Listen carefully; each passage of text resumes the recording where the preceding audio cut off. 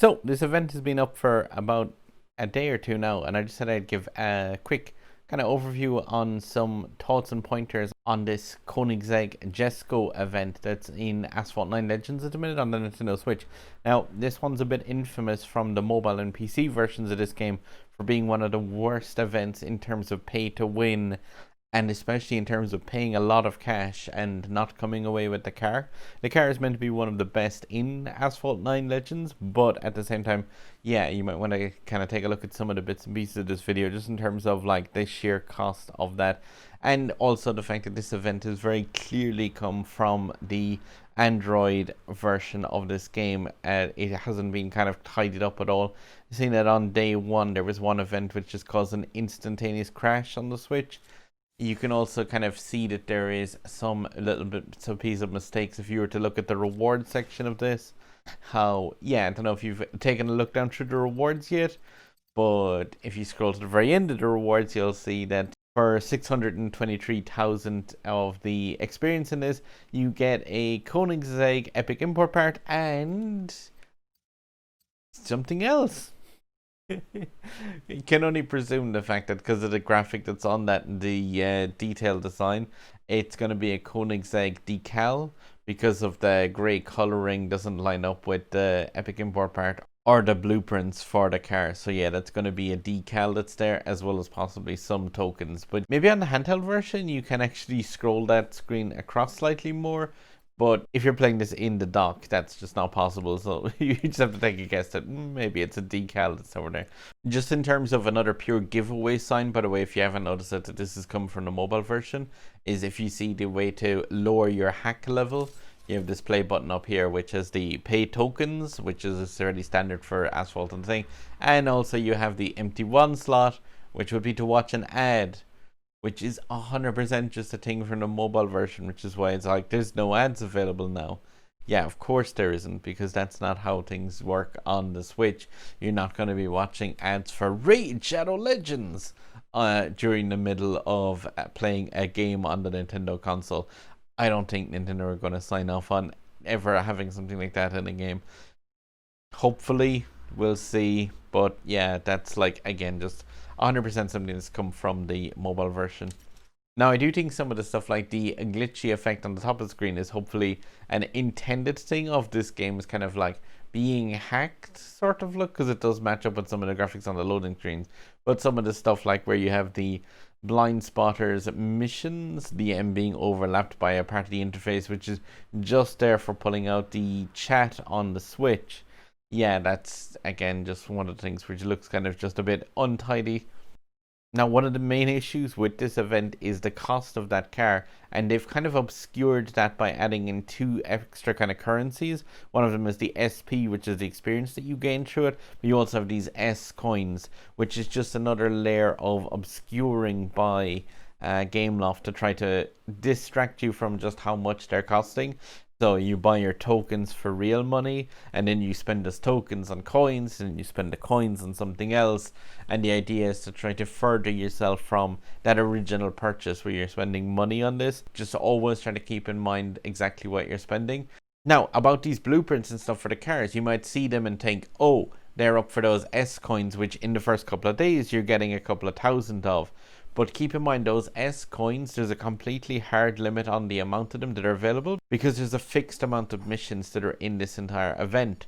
So while at the very start it might seem like a good idea to spend a couple of those coins, I would always advise to just kind of hold out and see what you exactly need later on as you move through the events. And when it comes to the obscuring of what you're paying, keep in mind something like the Genetti G60 here. You're talking about like 3,000 of these coins for a blueprint for that car. And sure, these first few days have given me 50k, so I could spend those coins on it. But think about what the actual cost of that is. Those 3,000 coins, if I was to need them later on and I thought, oh, now I need to buy them. Okay, so it's 3,000 coins for a single blueprint to that car. So 3,000 coins are going to cost me 150 Asphalt tokens, and then you try and work out how much is 150 Asphalt tokens, and you're talking about the purchase of these two things together. So while it sounds cool that you're getting a blueprint for just 3,000 of these coins that you have a lot of right now, keep in mind that's 3,000 of those coins cost you €7. So yeah, one or two blueprints for that's €14 for the two that I would need. Now it seems a whole lot less appealing if that was to say €7 instead of this 3,000 coins. That's what I mean by trying to obscure the price away from it. One thing to keep in mind as well with those S coins is the fact that those S coins are what's used to upgrade the actual Jesko itself throughout this event. Like, apparently when the event is over, you will be free to upgrade it using coins, the regular credits and stuff like that, if you have it unlocked. But oh, you can barely see it behind me here. But yeah, that's the S coins logo that's on this car. So just keep in mind that when it comes to upgrading it for the different events, you need to have those S coins for that. Otherwise, you're going to get locked to the point where the Jesko isn't upgradable without spending actual real world money, which is what we want to try and avoid as much as possible throughout this event. It's always about get the cool cars without spending cash. At times, cash is needed to be spent for certain things, but yeah, it can be avoided as much as possible. But yeah, I've spent about 2,000 hours or so on this game so far, and it's cost me a total of €16, mostly because I sucked and just missed one of the events, and one of the other things was a really cool microtransaction which gave a ton of tokens. Now, I was going to actually try and like go through all the missions for this and like give videos of all of them, but what I actually found as I was recording these is the fact that yeah, if you're using manual controls and driving them, you're probably going to find yourself coming in with a lot of time to spare. There were some of these missions where I was passing the objective time by like 20 seconds to spare. And yeah, like for these first missions anyway, at least up until the Blind Spotters Part 2, that's yet to unlock. Like, you've got access to the DSE10s for most of these pen missions. So you can actually just put that car into touch drive and just leave it rip and it'll do it automatically itself. So unless people are having like particular trouble with any one of these in particular missions, give a shout, because like I said, I've recorded all of the missions up to date and I was just playing through them, but I don't really think there's a point in kind of uploading all of them to YouTube, just because of the fact that, like I said, a mission where it's possible to finish with 20 seconds to go isn't going to be exactly something where a lot of players, or any players really, I think, are going to be having issues with. But then again, if there was any of those hunted missions where people were having issues, oh, you can throw the car this into a imperfect nitro on any of these stages as well, just to kind of like give it an extra bit of a boost. But you should find that DSE10s can just auto run these without very much interaction at all. And as such, like I said, it's definitely not one that I'm going to need to put up tutorials on how to do this course, because, you know, you don't want to hear 30 videos of Storm saying, yeah, pick the DSE10s and put it into an imperfect nitro state. And yeah, like, that's after passing it by 7 seconds while paying almost no attention to this whatsoever. But yeah, the DSE10s without touch drive, and yeah, just select that car and basically see if it's possible for you to finish the race without ever pressing the accelerate button, which sounds like a weird one. And this is obviously using the like not auto accelerate, so use an imperfect nitro at the start, 360 imperfect nitro, and yeah, this car should be able to tear forward quite a bit. Oh, came out of the imperfect nitro. But yeah, when the car is in an imperfect nitro state, you don't need to actually use the accelerator, because the car will just travel forward on that nitro state. And like I said, this was literally what I was doing to entertain myself. Doing these early missions was just a case of seeing, like, can you play this game one-handed and be able to like keep a E10s into nitro state. So I was like, I'm really not going to do a tutorial for like stages which is possible to complete a course with one hand for the most part of it, and also like without ever pressing the accelerate button. Like at the very start of this race, I started off by using the imperfect nitro. So like, if you could do if a stage is possible to win it with like 10 seconds to spare without pressing an accelerate button, like, it's just not something that I'm gonna go through 30 times of. But yeah, like, you could entertain yourself a small bit by doing stuff like that, especially on those easier courses. One thing I will say is the money runs. If you've gotten on those, like you can actually get extra coins in those. Make sure you read the start of those correctly, because damage takes coins away, but 360ing others gives you coins. So what you want to do is, like, there's a finite amount you can get with that meter thing that's on the right hand side, but just make sure you're 360ing everything in those stages. And also, when it says damage, just watch out for exactly what it says is damaging the car, because it's not just hitting off walls, but like destroying obstacles, bushes, grass and stuff counts as damage.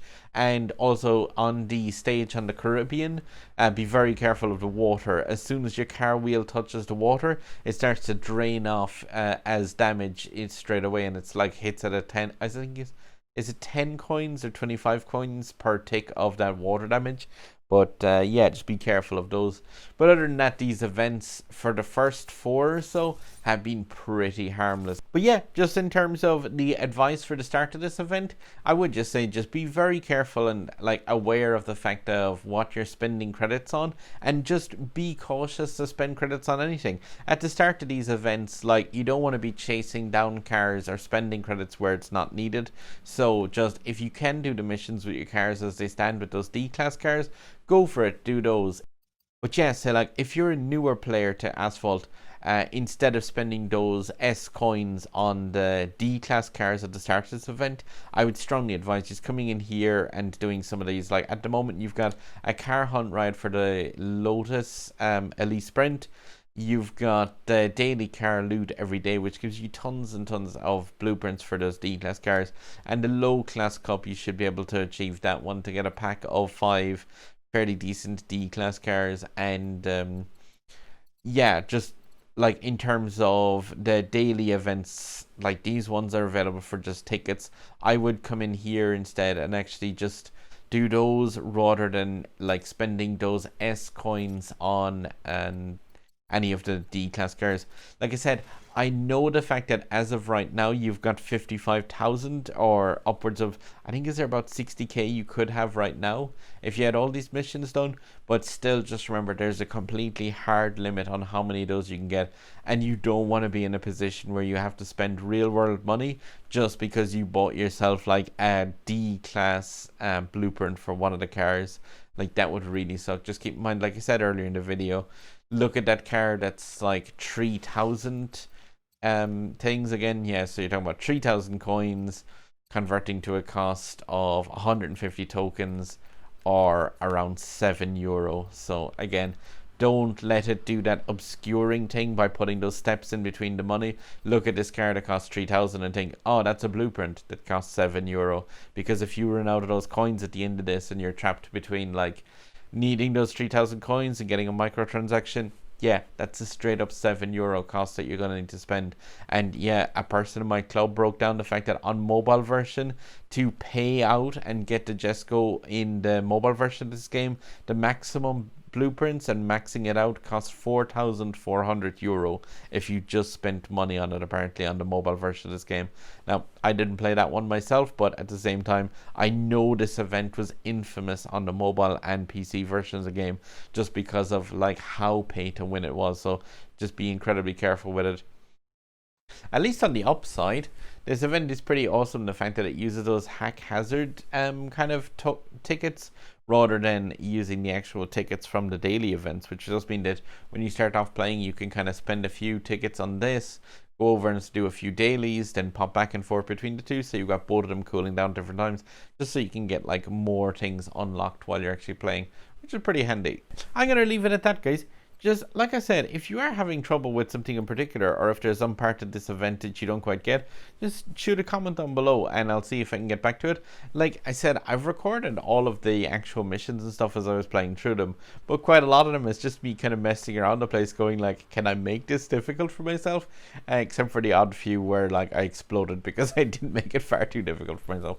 But yeah, so far, these first 4 days, the only thing is just having the cars, and all you need realistically is just that DSE tense, and it's imperfect nitro, and you could just mess around with that. Okay, but yeah, like I said, if these start to get like slightly more difficult, or if things start to pop up through it, or if there's any issues with days or difficult events, I'll be like popping up videos and stuff on those. And again, just if there's any questions regarding the event, if there's something I can help out with, just shoot a comment down below and I'll see if I get back to it straight away. But yeah, guys, that's pretty much it for the start of this event anyway. Just my main thing is going to be just watch your credits, watch your tokens, and watch those S coins.